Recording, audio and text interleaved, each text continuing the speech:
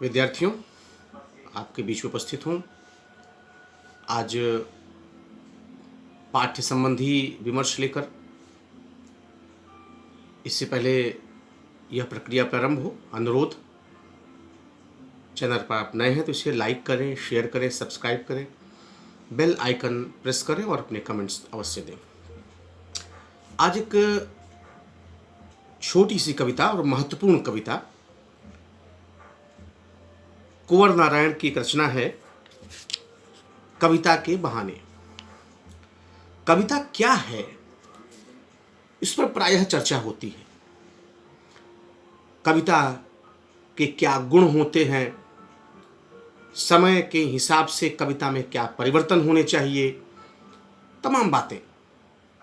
आदिकाल की कविता, भक्ति काल की कविता, रीतिकाल, आधुनिक काल में समकालीन साहित्य या नई कविता के अंतर्गत जो रचनाएं हो रही हैं।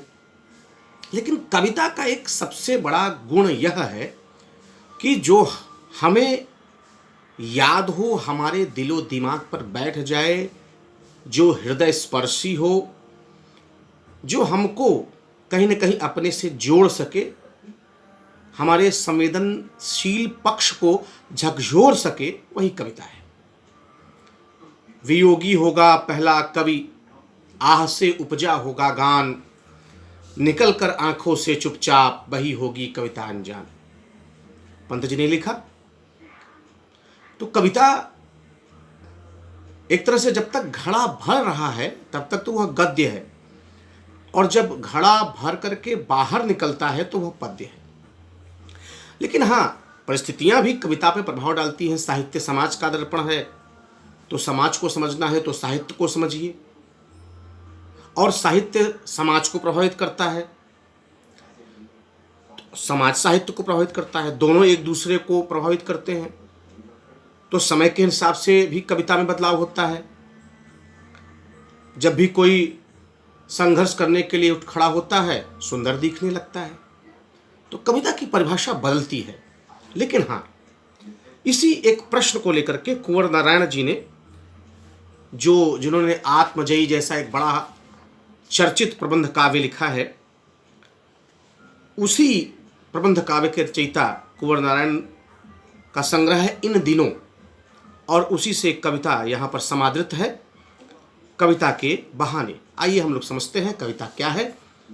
ये सभी के लिए थोड़ा सा जानना भी है, विषय के दृष्टि से भी, और महत्वपूर्ण भी है। कविता एक उड़ान है चिड़िया के बहाने। कविता की उड़ान भला चिड़िया क्या जाने।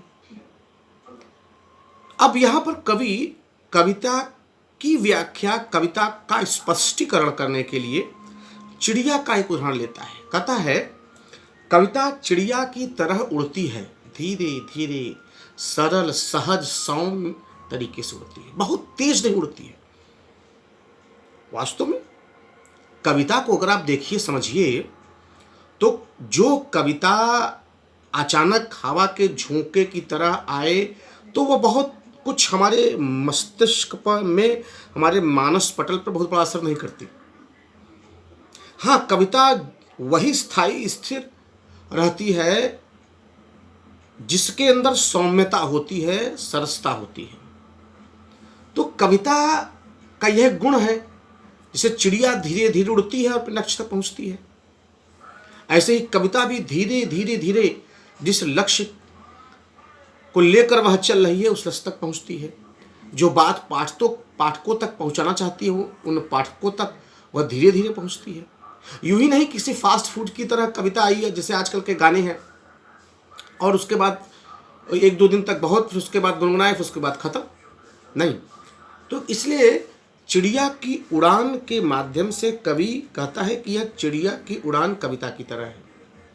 यानी ऐसा कहें, कविता जो है वो चिड़िया की उड़ान की तरह है, धीरे धीरे, सरल, सहज तरीके से अपने लक्ष्य तक, अपने गंतव्य तक पहुंचने का प्रयास करती है।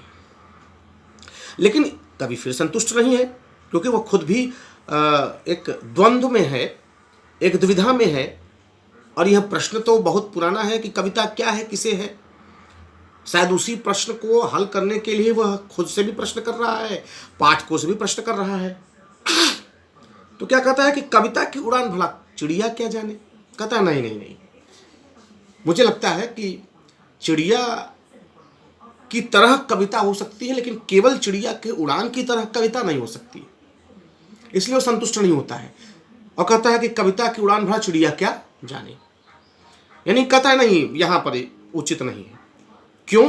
कहता है बाहर भीतर इस घर उस घर, कविता के पंख लगा उड़ने के माने चिड़िया क्या जाने। क्योंकि देखिए क्या कर रहा है कि बाहर भीतर इस घर उस घर, कविता के पंख लगा उड़ने के माने चिड़िया क्या जाने। कहता है जिस तरह कविता अंदर बाहर हर व्यक्ति को प्रभावित करती है, इस घर उस घर, यानी कविता सार्वकालिक होती है, सार्वदेशिक होती है, सबको जोड़ती है, सबको समाहित कर लेती है। कविता तोड़ती नहीं है। कविता अंतर पक्ष को भी, बाह्य पक्ष को भी, इनवर्ड आउटवर्ड, और कविता पूरे विश्व को आपस में समेटने का, जोड़ने का काम करती है। तुलसीदास की रचनाएं, तुलसीदास की पंक्तियां, वे केवल भारत के लिए नहीं है, वो विश्व के किसी भी कोने पे रह रहे व्यक्ति के लिए उतनी ही समीचीन और उपायदेय हैं। तो इसलिए कहता है कि क्या कविता की तरह चिड़िया उड़ सकती है, जिससे कविता सबको आपस में समेट लेती है, जोड़ लेती है, कर लेती है? कहती है नहीं। अर्थात चिड़िया की उड़ान एक सीमित है और उसका अपना एक समय है, स्थान है, वहाँ पर वो रुक जाती है। फिर आगे बढ़ते हैं कवि। कहता है कि कविता एक खिलना है फूलों के बहाने, कविता खिलना भला फूल क्या जाने। फिर कहता है कि शायद कविता फूलों की तरह खिलती है, जैसे फूलों में एक पंखुड़ी दो पंखुड़ी प्रतिदिन, ऐसे ही कविता में भी उसके अर्थ में निरंतर विस्तार हो रहा है। जो बात मैं आज आपसे कह रहा हूँ, हो सकता है कल या 1 घंटे बाद उसमें कुछ नया बात आ जाए, या कुछ बात हट जाए, कुछ नई चीज़ उसमें समाविष्ट हो जाए। तो कविता तो निरंतर अर्थ का विस्तार करती है, कविता तो निरंतर आगे बढ़ती ही रहती है। एक चीज तो फूलों की तरह, जैसे उस फूलों का सुगंध, फूलों की सुगंध जो है, और फूलों की जो सरलता और सहजता है, वो सब कुछ जो है, क्या नाम है, सबको अपने आप में जोड़ने का काम करती है, सबको समाविष्ट करने का पड़ती है, समावेशित होती है। तो कहता है नहीं नहीं नहीं। फिर कहता है कविता का खिलना कविता खिलना भला फूल क्या जाने। कहता नहीं नहीं, फूलों का तो सीमित है, वो मुरझा जाएंगे, टूट जाएंगे, या उनका एक कहीं ना कहीं जाकर के उनकी स्थिति एक सीमित हो जाती है। क्यों? क्योंकि कविता क्या कहता है, कविता के लिए फिर कवि कह रहे हैं कि बाहर भीतर इस घर उस घर, बिना मुरझाए महकने के माने फूल क्या जाने। यानी फूल मुरझाएंगे, they have to, they must fade up, वे मुरझा जाएंगे कहीं ना कहीं, और उनके महकने की, सुगंधित होने की, लोगों को जोड़ने की सीमा है। लेकिन कविता, मैंने बताया, सबको जोड़ती है। कविता सबको जोड़ती है, समाहित करती है, प्रेरित करती है, प्रोत्साहित करती है, अपनाती है, अपना बना लेती है। यही तो कविता है। तो ये कह रहा है कि यहां भी वो संतुष्ट नहीं है। तो क्या है? कविता एक खेल है, बच्चों के बहाने, बाहर भीतर, यह घर वह घर, सब घर एक कर देने के माने बच्चा ही जाने। शायद कवि को लगता है कि हमको कई उपमान देना पड़ेगा। कहता नहीं, कविता बच्चे की तरह है। जैसे बच्चा इस घर उस घर, बाहर भीतर सबको जोड़ लेता है। वो नहीं जानता कि मेरे पिताजी से किसकी शत्रुता है, वह उनके घर भी पहुंच जाता है। वह मित्र दोस्त सब कुछ, बच्चे भगवान के रूप, सबको जोड़ लेते हैं, सबको आपस में ही एक साथ लेके चलने की जो क्षमता है वो बच्चों में है। तो शायद बच्चे जिस तरह से खेलते हैं, निष्कलंक निष्पाप होकर के, निस्वार्थ भाव से, वह कविता ही तो है, कविता ही में तो है बात है। तो किस लिए कहता है कि अब शायद कविता के लिए उसको एक उपमान मिलता है कि कविता बच्चे की तरह होती है। यहाँ पर वह जाकर के अपने आप को संतुष्ट करने का प्रयास करता है। लेकिन यह प्रश्न निरंतर बना रहेगा। फिलहाल यह कविता की व्याख्या आपके बीच में है। आपको कैसा लगा इस पर कमेंट्स अवश्य देंगे।